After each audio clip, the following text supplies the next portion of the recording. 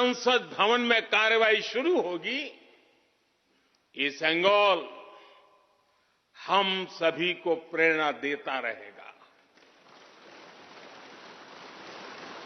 साथियों, भारत एक लोकतांत्रिक राष्ट्र ही नहीं, बल्कि लोकतंत्र की जननी भी है, मदर ऑफ डेमोक्रेसी भी है। भारत आज वैश्विक लोकतंत्र का भी बहुत बड़ा आधार है। लोकतंत्र हमारे लिए सिर्फ एक व्यवस्था नहीं, एक संस्कार है, एक विचार है, एक परंपरा है। हमारे वेद हमें सभाओं और समितियों के लोकतांत्रिक आदर्श सिखाते हैं। महाभारत जैसे ग्रंथों में गणों और गणतंत्रों की व्यवस्था का उल्लेख मिलता है। हमने वैशाली जैसे गणतंत्रों को जीकर दिखाया है। हमने भगवान बसवेश्वर के अनुभव मंटपा को अपना गौरव माना है। तमिलनाडु में मिला 900 ईस्वी का शिलालेख आज भी हर किसी को हैरान कर देता है। हमारा लोकतंत्र ही हमारी प्रेरणा है। हमारा संविधान ही हमारा संकल्प है। इस प्रेरणा, इस संकल्प की सबसे श्रेष्ठ प्रतिनिधि अगर कोई है तो ये हमारी संसद है। और ये संसद देश की जिस समृद्ध संस्कृति का प्रतिनिधित्व करती है, उसका उद्घोष करती है। शेते निपद्यमानस्य, शेते निपस्य मानस्य चराति चर्त भगः चरैवेति चरैवेति चरैवेति।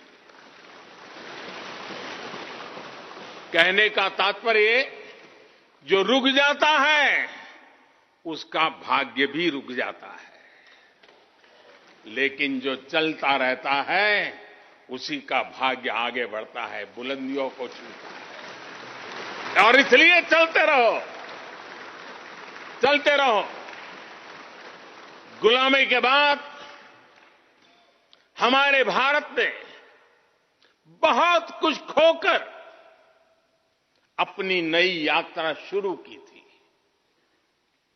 वो यात्रा कितने ही उतार चढ़ावों से होते हुए, कितनी ही चुनौतियों को पार करते हुए आजादी के अमृत काल में प्रवेश कर चुकी है।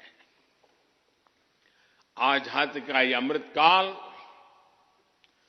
विरासत को सहेजते हुए विकास के नए आयाम गढ़ने का अमृत काल है। आजादी का ये अमृत काल देश को नई दिशा देने का अमृत काल है। आजादी का ये अमृत काल अनंत सपनों को, असंख्य आकांक्षाओं को पूरा करने का अमृत काल है। इस अमृत काल का आह्वान है, इस अमृत काल का आह्वान है मुक्त मातृभूमि को, मुक्त मातृभूमि को नवीन पान चाहिए, नवीन पर्व के लिए नवीन प्राण चाहिए। मुक्त गीत हो रहा, मुक्त गीत हो रहा नवीन राग चाहिए, नवीन पर्व के लिए नवीन प्राण चाहिए।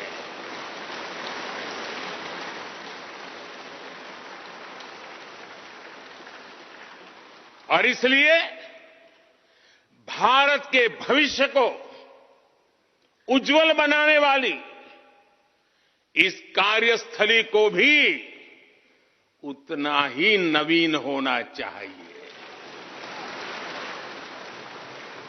आधुनिक होना चाहिए। साथियों, एक समय था जब भारत दुनिया के सबसे समृद्ध और वैभवशाली राष्ट्रों में गिना जाता था।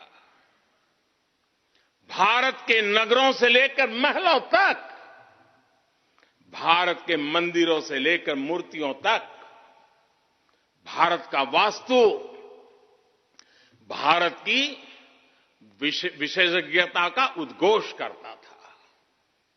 सिंधु सभ्यता के नगर नियोजन से लेकर मौर्यकालीन स्तंभों और स्तूपों तक, चोल शासकों के बनाए भव्य मंदिरों से लेकर जलाशयों और बड़े बांधों तक, भारत का कौशल विश्व भर से आने वाले यात्रियों को हैरान कर देता था।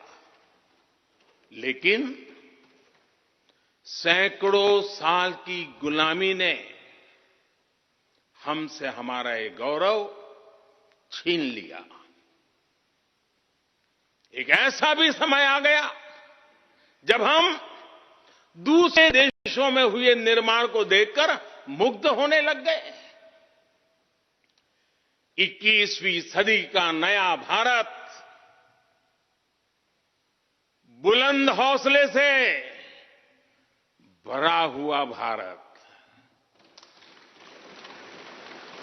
अब गुलामी की उस सोच को पीछे छोड़ रहा है। आज भारत प्राचीन कला की उस गौरवशाली धारा को एक बार फिर अपनी तरफ मोड़ रहा है और संसद की ये नई इमारत इस प्रयास का जीवंत प्रतीक बनी है।